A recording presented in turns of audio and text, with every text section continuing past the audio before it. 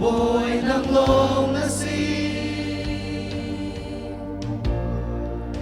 kanun na ngay tunang nasi kan biak lai sung ra dong lawim anong mi pa chia kan tham cha ta ka ao pi lai na do nang lian ngân ni cây mi xoan cha na cha dung sa li ka chi lai lo Giêsu thọ in dung ra nun na ca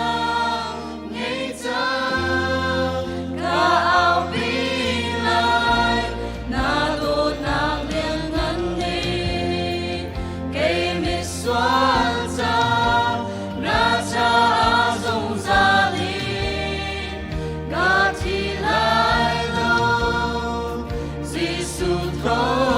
in dung ra nun na ca ngay cha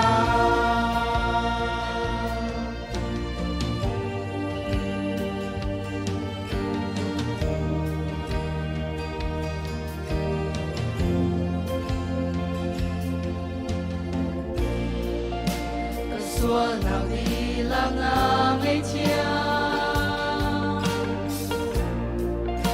càng ngày chẳng xuống ra luôn nào được dung ra na ta ca xie nung mi ba chia cần thang cha tai ca ao pi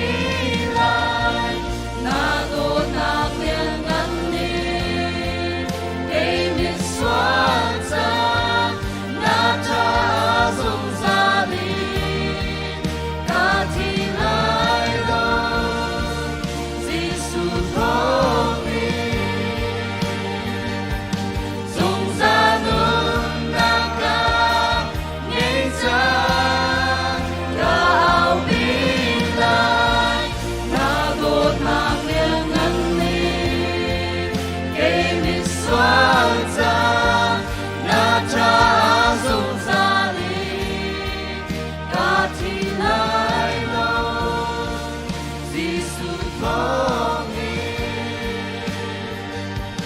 dung ra nun na ca ngay cha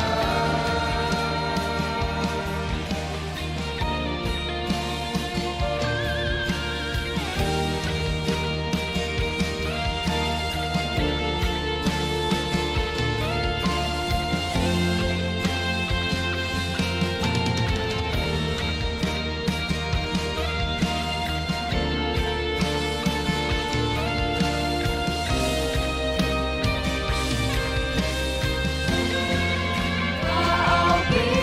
lai na do nang lian ngân ni cây mi xoan cha na cha dung sa li ca chi lai lo Giêsu thọ in dung ra nun na ca ngay cha ca ao pi lai na do na lian ngân ni cây mi xoan cha na cha dung sa li ca chi lai lo